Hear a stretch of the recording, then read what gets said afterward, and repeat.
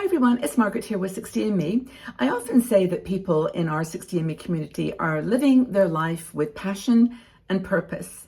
And we often have conversations about which one comes first. You know, do you need a purpose in life to enable and inspire passion, or do you need to have passion in your life in order to build the structure of a purposeful life?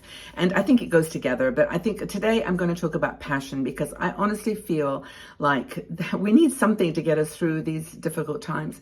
I remember years ago when we were doing the COVID, Facebook group pages every day. I got online every single day to just give people support and to instill some kind of passion about life because we were living in a total void. But I think that we sometimes need a reminder. You know, we need a reminder of why being passionate about life in general and about what we're doing to make a difference, whether it's something very small or whether it's something more significant that you feel, you know, you're able to make a difference. So finding your passion is possible. It hasn't gone anywhere. It's not lost. It's just something that you need to switch on. You need to decide that you are going to see your life through a lens of positivity and not through a lens of negativity and doubt and lacking in confidence. So it's all about, I think, staying open to new opportunities and to new experiences. And I'm a great believer that time actually can stop or slow down when you are enjoying something, when you are really, truly having, you know, the time of your life. And that involves being passionate about it, you know, like feeling energy, feeling what is passion? I mean, it's just the energy, it's the vibrancy, it's the excitement, the curiosity, all those really great words that talk about what passion is. But one of our bloggers, Leslie Moon, in fact, we've got several articles on this topic on the 60andMe website, but Leslie wrote this article about reigniting your passion in your 60s and 70s and older. And I think that there's some specific things that we can do to reignite the passion and to just kind of be reborn in terms of the energy that you give to the world. So first time is kind of an interesting one because it's not what you would expect, but it's spending quiet time with yourself. Slow down. Give yourself a moment to think. You know, we often sort of get up in the morning and we think we've got to rush and do things and get started and, you know, accomplish all these wondrous things on your to-do list. But, you know, it's not so easy. First thing I do is have a cup of tea, which I will do right now. Because it calms me. It sort of centers me. And it says, well, there's a point here. I'm going to take this day. I'm going to make the best of it. Meditation is a good thing to do. Or if you can get out into nature, you got something out there. Lipstick.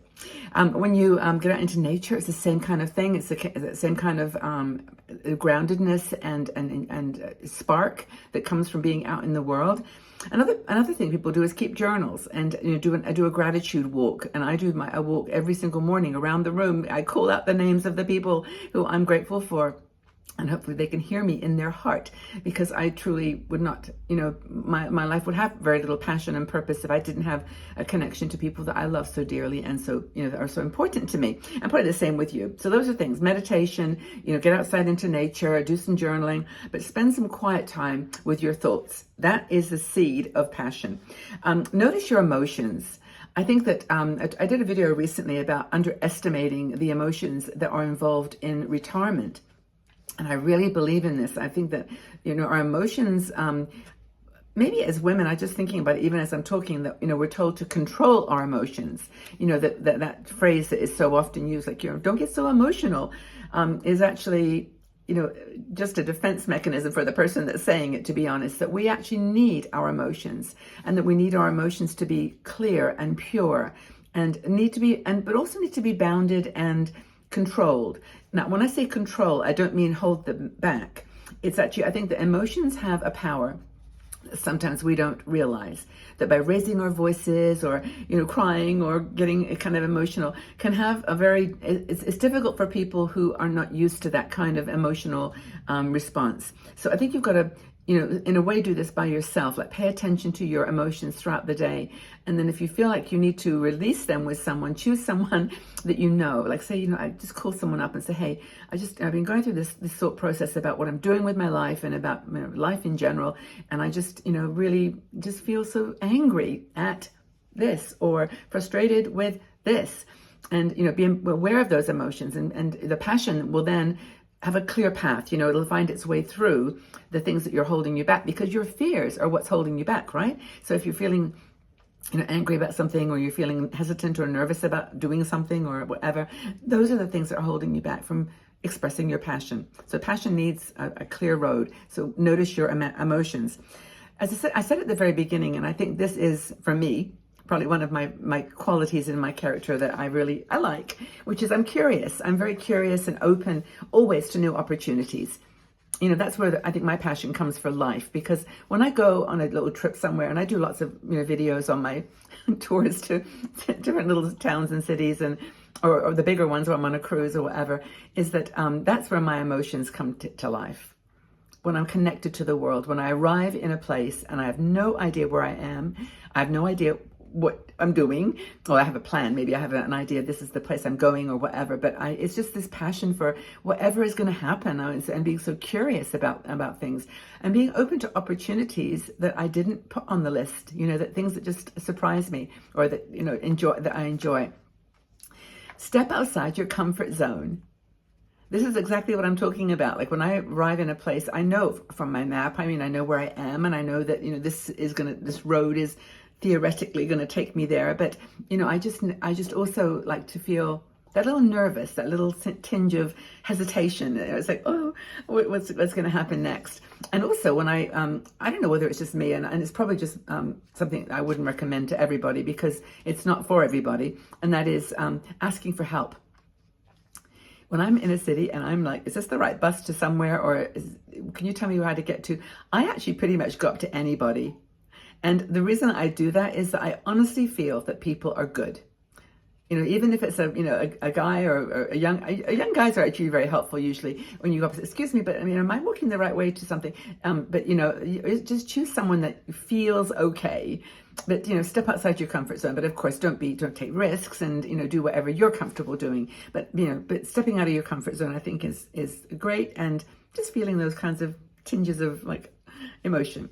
Practice what you do until you're good at it. This is a really good one, because basically what we do with passion is we say, oh, I really would love to start a YouTube channel, or I really would love to open a flower shop, or gosh, if I have a sewing machine, I would love to make these headbands or dresses or whatever. But you just have all the blockages, because I don't know how to do this, I don't know how to do that, I've never done a video, I don't know how to make this. I don't know how to thread the bobbin on the sewing machine, whatever. And it's like, you've got to practice. You've got to get good at it. You've got to prove to yourself that you're okay to take this venture on. It's not going to hurt you. Excuse me, I have to take a sip of my coffee again, or my tea again. One sec. It's better. So, and if you take enough time to practice and to get good at it, then you'll feel confident. And that confidence is the secret to passion, I think, is that when you've got a passion, you've got this feeling, it's going to be the right thing. It feels great. You want to do it, but knowing you have base, you have a knowledge, you have the skills, you have the resilience to actually get on with it. Really, really important. Intuition. If something feels right, move towards it. Go towards it. Check it out. Go to a workshop, sign up online for something. There's some really, really cool YouTube videos, Udemy, Coursera, all these places where you can take courses for free. You don't, or quite a low amount of money. So you don't have to, invest like thousands and thousands. You can just test it out. See if you like it. Embrace the uncertainty, but learn and be confident that the approach you're taking is going to work for you, that it's actually something that you love to do. So embrace your strengths and talents. In doing that exercise of learning, know that, yeah, I can do that. Yeah, I didn't do it for 20 years, but I know how to do that. I'm going to take that course. I'm going to enhance my skills and my talents, and that's where my passion is going to come. That's where the purpose will then start to take shape.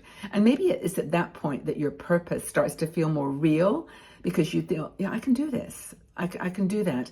And then the passion comes in to give you the energy and the confidence and the inspiration to find the tactics you find supportive people, find the supportive community. 60andMe is here for you. We got our Patreon group where you can come and meet a smaller group of people and, kind of chat in a more relaxed way, in a more private way, because we're a private group. Or just go online and, find other communities. There's well, I mean, I say Facebook because it is actually one of the few places where we have older people, and that's where you might find a group for traveling, train journeys. I joined several interrail groups online, but use the communities that are in different places to find support. And if you need help, ask for it, for goodness sake. Don't think that you're on your own on this journey. You're absolutely not. And that's why, in fact, one of the reasons I started 60andMe was because I felt that women in their 60s should be living with passion and purpose. That's kind of the point of it. And if we're not living with those things when we start getting into our 60s and 70s, then we should find a group of people that help us. And that's hopefully what we've done here at 60andMe for you. So please subscribe to this channel, this YouTube channel, if you enjoyed this video. And tell YouTube that you liked it so that they'll spread it the word to other women. And I want to thank you again from the bottom of my heart for everything that you do to make my life meaningful and purposeful, and gives me the passion to continue this wonderful journey with you. Okay, so take really good care, everybody. Sending you lots and lots of love. Bye for now.